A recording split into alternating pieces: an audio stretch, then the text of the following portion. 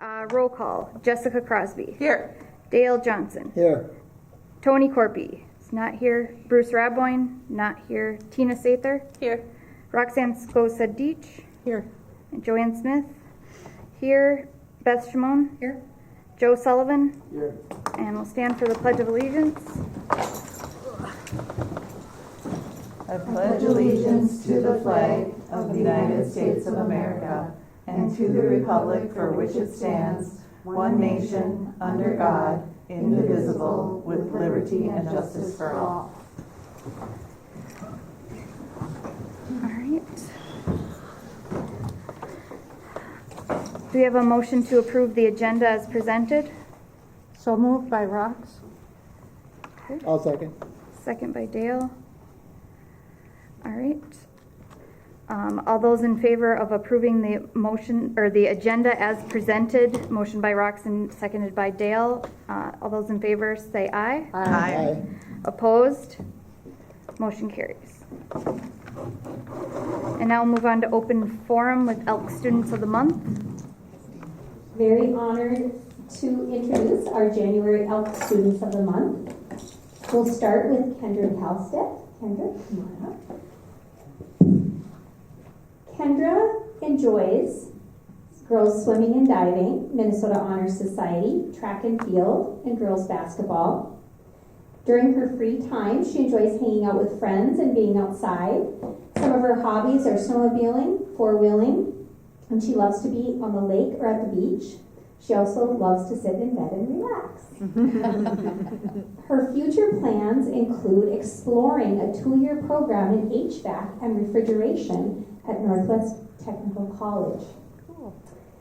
Mr. Sandberg wrote this about Kendra.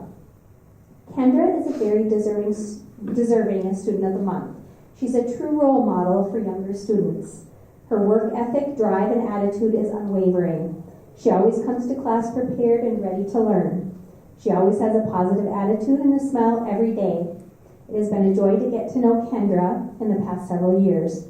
She will be a positive member of society in her next chapter in life. Congratulations to our January Elk Student of the Month.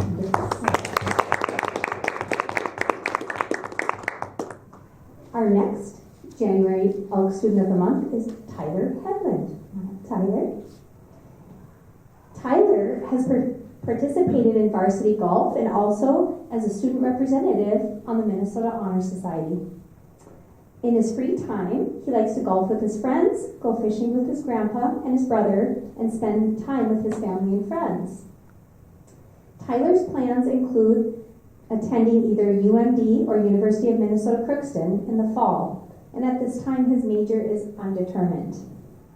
Mrs. Manassa wrote this about Tyler. I have been fortunate to have Tyler as a student in my math class for 2 consecutive years. It has been a true joy to witness his growth, both academically and personally during this time. Tyler's ability to grasp concepts quickly is impressive, but what truly sets him apart is his dedication and work ethic. He consistently puts forth the effort outside of the classroom to ensure he not only understands the material, but excels at it.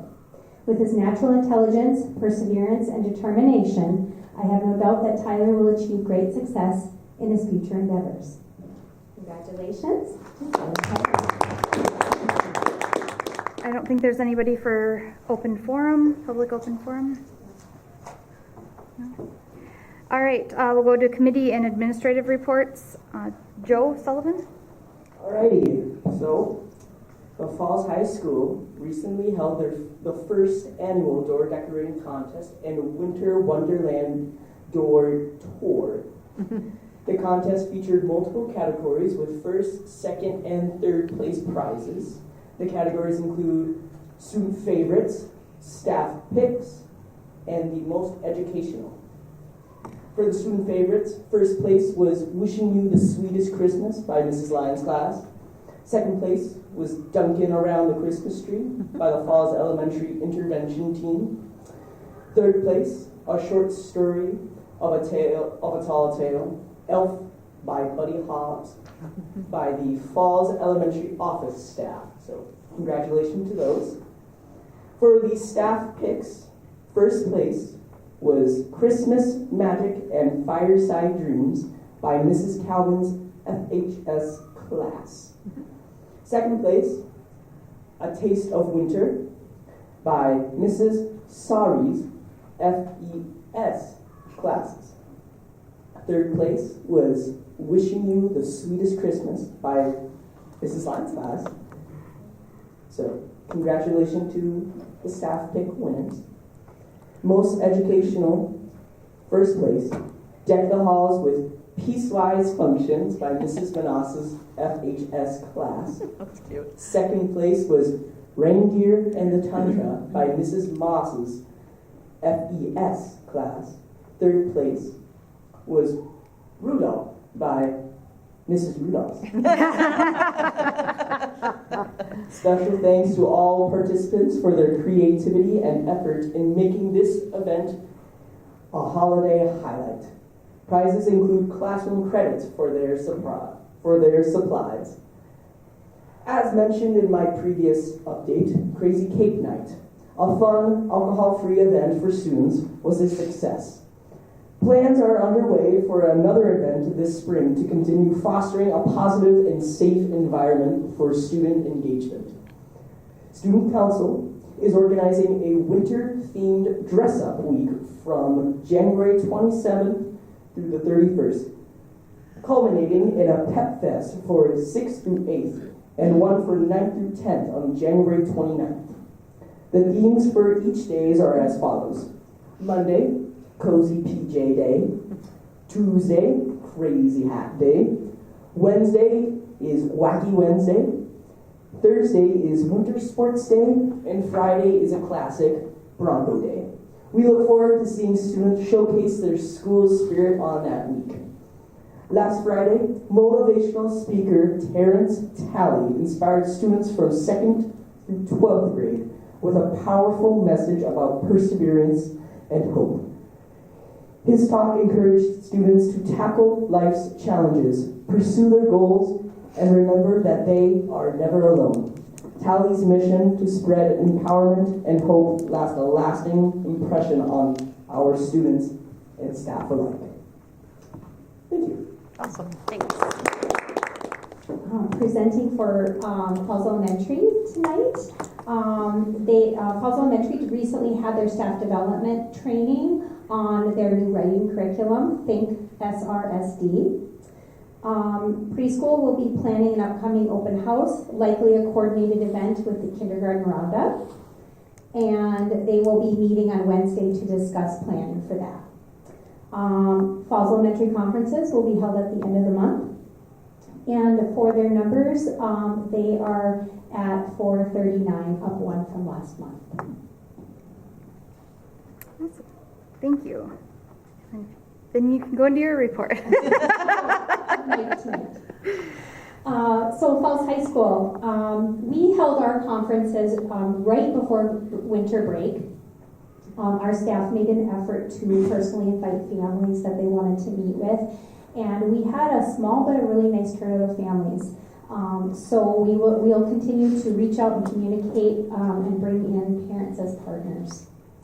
As Joseph mentioned, we're gearing up for Winter Sports Week, January 27th through 31st. A lot of excitement around that.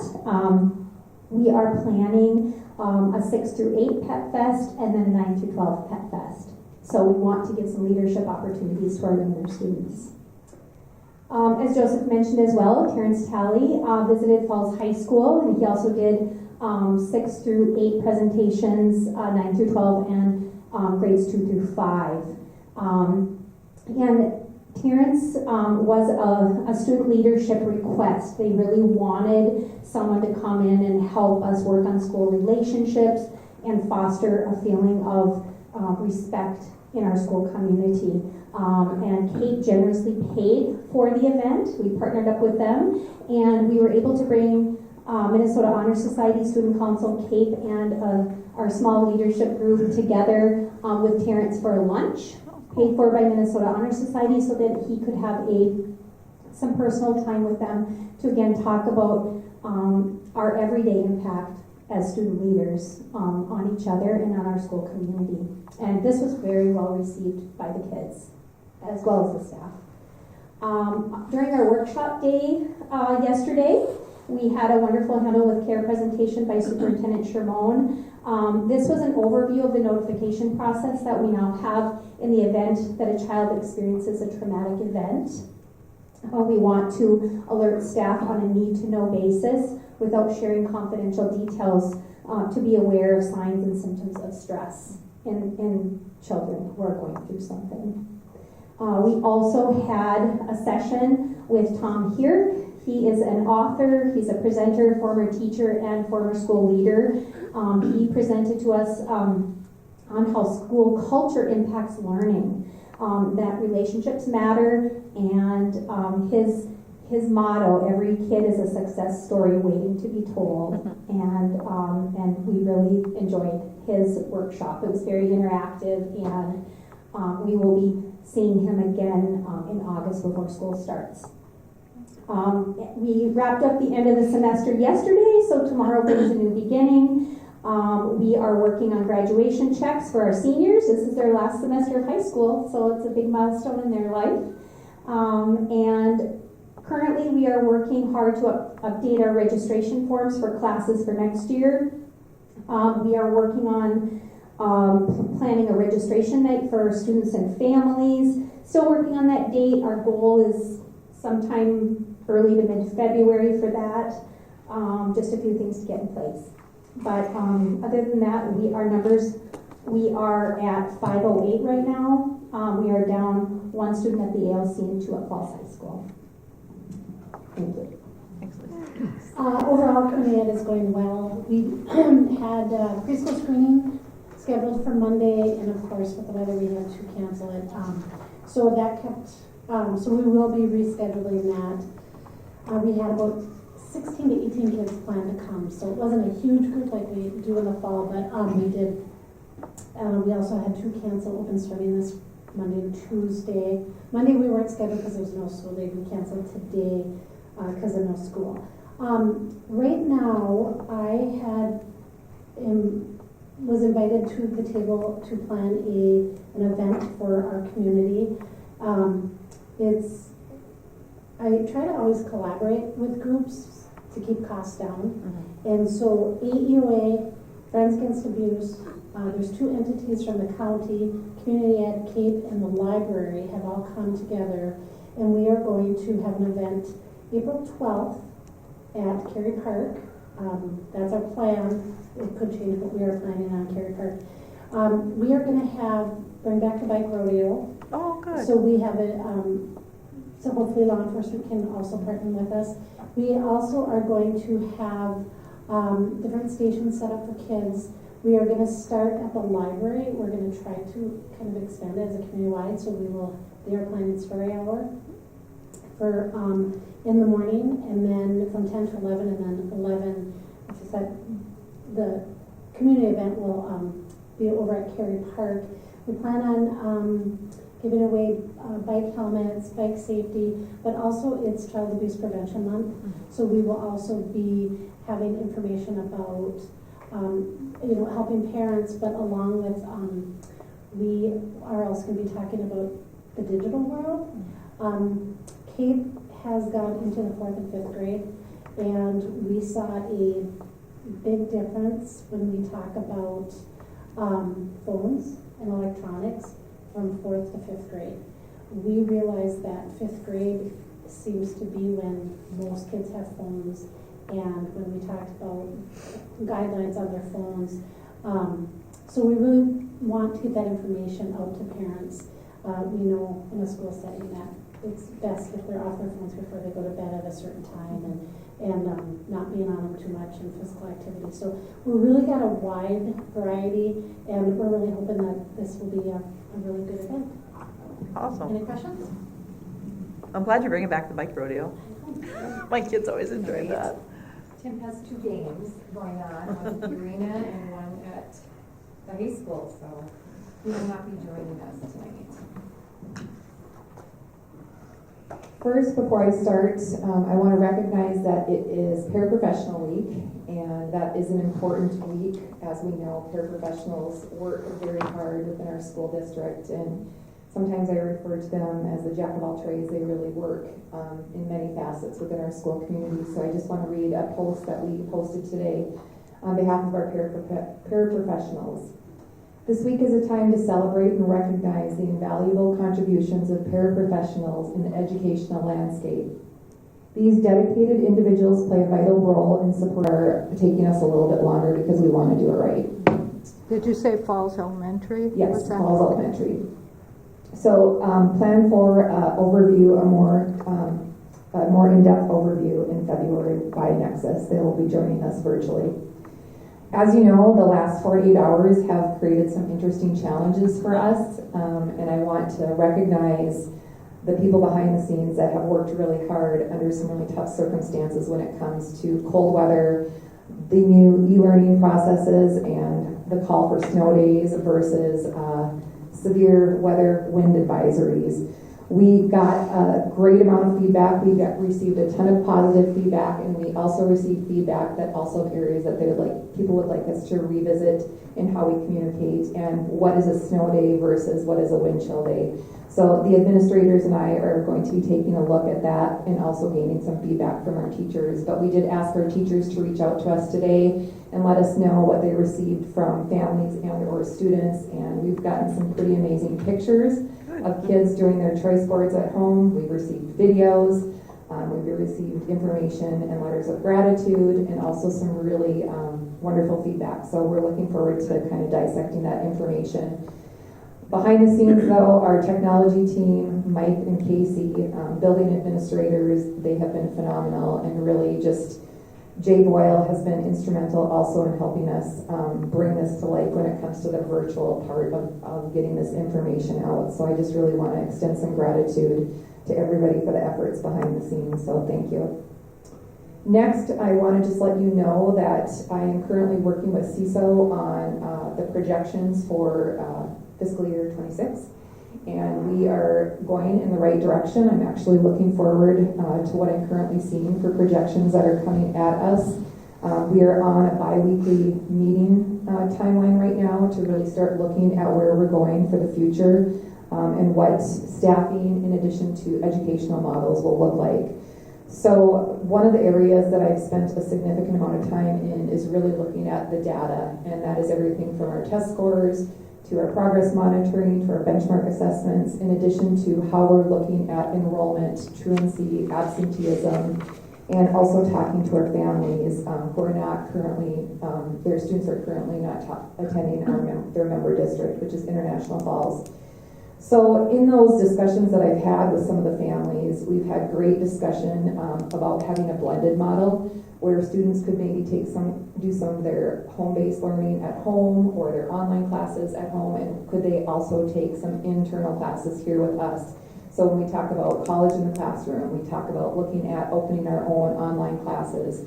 So kids have a greater opportunity not only for looking at remediation, but also for expanding different classes, from languages to fashion design to snapshots and introductions of the medical field, in addition to having partnerships with our local partners. So when we talk about work-based learning, what do we have out there in collaboration? Right now we're working with Rainy Lake Medical Center. We've had conversations about future possibilities with Shannon's. So we're really looking at some different options that we're going to be bringing to a greater discussion. I'll be talking to you more about this at our retreat. Our building principals and our staff have been working really hard behind the scenes, talking about some new, fresh ideas and how we need to change the trajectory of where we're going with education. It is one of the sessions that I did attend down at MSBA, and it was called From Books to Bites. And we're seeing most of the schools start bringing on either a hybrid model or starting to look at having an online model within their own school. And it's usually rolled out in phases where they're working with their own students first and then slowly bringing in other opportunities or other school districts to work with. So we're very, very excited about the exploration that we're having in many different areas right now. In addition to those areas, we continue to look at enhancing our MTSS model, and that is multi-tiered systems of support, and that is how we're delivering core instruction to what do our intervention models look like, and then what I would deem as what is the third scoop, what does that heavier scoop look like in getting kids more robust interventions so they can get up and work toward their grade level standards. Falls Elementary is doing this very, very well, and one of the areas of deficit that I see that we need to revisit in allocations and kind of look at our restructuring is what are we doing at the high school level. And that is from, though we're doing some things really well, I think we can do better. And Principal West and our leadership team have had some great conversation about what that could look like from remediation to enrichment, because we want to make sure we have offerings also for those kids who need to push beyond mastery of grade level standards. In addition to making sure we're tapping in and recognizing the numbers and ensuring that our class sizes are appropriate for the educational models that we're delivering. As we get down to number 5, the last few that I have here is the school safety framework. We have met with our Falls Elementary staff. We've trained them on the allocate, barricade, and lockdown shelter-in-place areas. We're looking at, right now I have slated for the last week of January, first week of February to really start working with the students. We have invested in the classroom books, so we're introducing this information to the students at not such a heightened level, and it's more of a student-friendly level. So we'll be delivering information to our families on that very soon. We currently had our Dean of Students down in Orlando, and our SLP, Seth Edisted, attended a community action, community safety training for 2 days, and they came back with some very robust information on if there was ever a critical violent incident or even a community event that needed all emergency responders, what does that community partnership look like, from the sheriff's department to the ambulance department to the school district to our medical facilities. In addition, they provided a number of scenarios that were maybe not as severe in how we would handle those and communicate with each other in the district. So we are currently going to be constructing a little bit more robust of a safety team so we can have a deeper look as we continue to partner with our community organizations. And Lisa touched on this a little bit, but that is where that handle with care partnership comes in, and that is where the county, our law enforcement officers and schools collaborate on if there's a critical violent event in a home or in an organization and a student's been exposed to trauma. Though we're not privy to those details, the communication happens that student needs to come into our school district, and their day might look a little bit different in how we support them. So we're really excited in where we're going when it comes to school safety and design and mental health and overall wellness. Last, we have the school board retreat the morning of February 8th. At that time, we currently have plans to revisit our committee restructuring, and we will start calendaring what our committee times will look like and what will happen at those committee meetings. We really need to dive into our handbooks and policies for the next school year, in addition to looking at the landscape for our educational model and what that design will look like.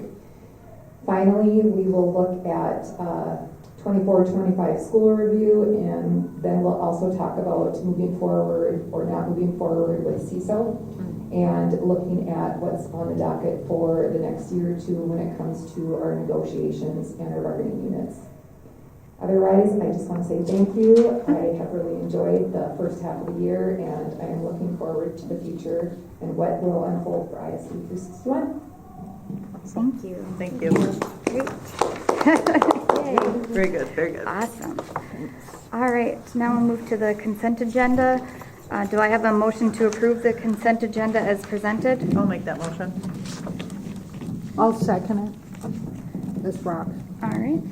So motion by Jessica, second by Roxanne to approve the consent agenda as presented. All those in favor? Aye. Opposed? Motion carries.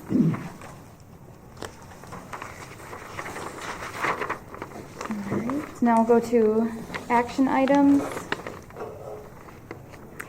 This is under improving systems and structures to create a culture where all are welcome and supported. Resolution of acceptance of gifts and donations. Do I have a motion? A motion. I'll second. Okay. Whereas School Board Policy 706 establishes the guidelines for the acceptance of gifts or donations to the district, whereas the International Falls School District Board encourages the support of the district's educational programs through gifts or donations that meet the goals and objectives of the school district. Whereas Minnesota Statute 465.03 states the school board may accept a gift, grant, or device of real or personal property only by the adoption of a resolution approved by 2/3 of its members.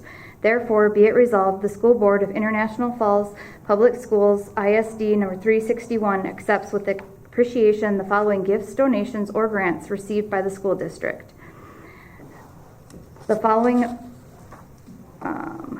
are Bronco Girls Hockey Boosters for charter buses, $3,690, Box Tops donations, FHS, $25.90, PCA, FES and FHS, 2 pallets of paper, Betty Hendrickson and John Tulsness in memory of Leo Karsnia, FHS woodworking class, $100, Arena scoreboard sponsorship, Coca-Cola, $1,000, PCA, $2,000. United Way with help from International Falls Rotary, Ruby's Pantry, Benevolence Fund, PCA, Ronings, Bacchus Community Center, and International Falls PD, 50 pairs of snow pants, 55 winter hats, 55 pairs of mittens and gloves. Wow. That's great. All those in favor? Aye. Opposed? Motion carries. All right. And do we want to talk about the calendar real quick, or? We absolutely can. Did you take a look at the calendar that we have? Everybody got a copy? Yep. Okay. I just So, want to make sure. when we look at the calendar, and it, just to note, and I think we all know this, but if a school board meeting falls on a national holiday, then we move it to the very next day, and we have 2 of those. One which we did in January, and the next one would be for February. Yep. Awesome. All right. Anything else? Anybody else? All right. Is there a motion to adjourn? A motion. Second? I'll second. Dale? All right.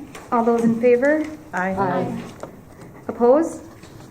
All right. Motion carries and meeting is adjourned at 5:50.